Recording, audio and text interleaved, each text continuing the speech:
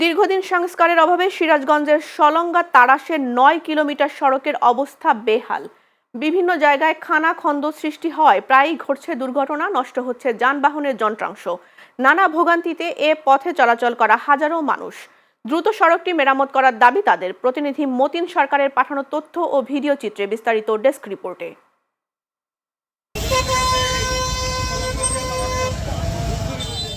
সিরাজগঞ্জের সলঙ্গা থেকে তাড়াশ যাতায়াতের একমাত্র সড়ক এটি। হাজার হাজার মানুষের চলাচলের এই সড়কের দুপাশে রয়েছে সলঙ্গা হাট সহ বহু গুরুত্বপূর্ণ স্থাপনা। দীর্ঘদিন সংস্কার হচ্ছে না সড়কটির। বিভিন্ন স্থানে উঠে গেছে বিটুমিন, সৃষ্টি হয়েছে ছোট বড় অসংখ্য গর্ত। চরম দুর্ভোগ নিয়ে এ পথে চলাচল করতে হচ্ছে যানবাহনের চালক সহ যাত্রীদের। নষ্ট হচ্ছে যানবাহনের যন্ত্রাংশ। বিশেষ করে এ পথে চলতে গিয়ে চরম সমস্যায় পড়েন রোগী সহ স্বজনরা। কিছুদিন আগে একটা গর্ভবতী মেয়ে যাওয়ানো ছিল, এই হুন্ডা করে যাওয়ানো ছিল, হুন্ডা সহকারে পড়ে যায়, মেয়ের তো অবস্থা খারাপ।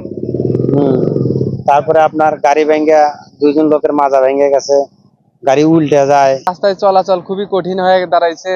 রাস্তায় গাড়ি ঘোড়া নিয়ে গেলে গাড়ি টাড়ি ভেঙে রাস্তার ভিতরে পড়ে থাকে। আমাদের এই রাস্তাটা নিয়ে খুবই সমস্যার ভিতরে আছে। সলঙ্গা থেকে তাড়াশের রাস্তাটা খুবই বাজে অবস্থা, অ্যাক্সিডেন্ট হয়, তারপরে বিভিন্ন গাতাগুতা হয়ে রয়েছে, সেগুলোর ভিতরে গাড়ি পড়ে যায়।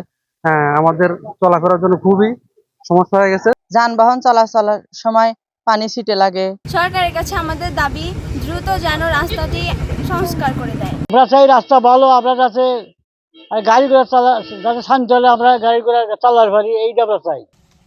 সড়কটি অত্যন্ত গুরুত্বপূর্ণ উল্লেখ করে এলজিইডি কর্মকর্তারা বলছেন, ইতোমধ্যে ডিপিপি ভুক্ত হয়েছে।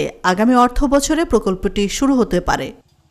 বুয়েট এবং আইইউটি থেকে দুইটা টিম এসে অলরেডি টেকনিক্যালি তারা ইনভেস্টিগেশন করছে, টেকনিক্যালি যাচাই করা হয়েছে। এখন এটা ডিজাইন করে দেওয়া আছে। আমি তো আশা করি প্রকল্পটা আগামী অর্থ বছর 2026 সালে শুরু হওয়ার কথা আমরা শুনতেছি। 2026 সালে শুরু হলে পরে ইনশাআল্লাহ এলাকার লোকজন সুফল পাবে। দীর্ঘদিন সড়কটি চলাচলের অনুপযোগী হলেও কর্তৃপক্ষ কার্যকর পদক্ষেপ না নেওয়ায় ক্ষোভ বিরাজ করছে স্থানীয়দের মাঝে। জনস্বার্থে দ্রুত সড়কটি সংস্কারের দাবি জানিয়েছেন যানবাহনের চালক সহ স্থানীয়রা। আশরাফুন নাহার মালা, চ্যানেল এস নিউজ ডেস্ক।